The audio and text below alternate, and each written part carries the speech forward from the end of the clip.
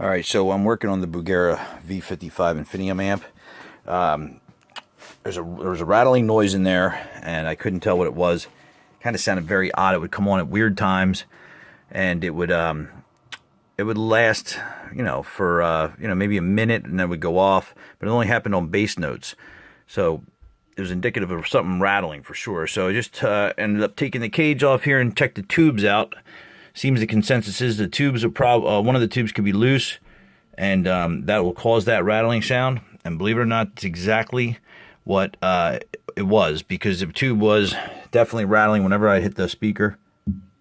You hear a buzz, buzz, and it would hang in there for a little while. So I just pulled the tube out and reseated it, and that has seemed to fix the problem. But I noticed something, and this is important. I don't think anybody's said this yet. I'm pretty sure that was the problem. It also might have something to do with this cage.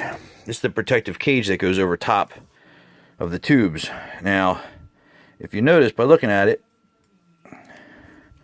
it's separated here. So you get some rattling, you can get some rattling there. Definitely could get rattling at that point. So I don't know exactly why that's like that. I'm imagining there's a reason for it.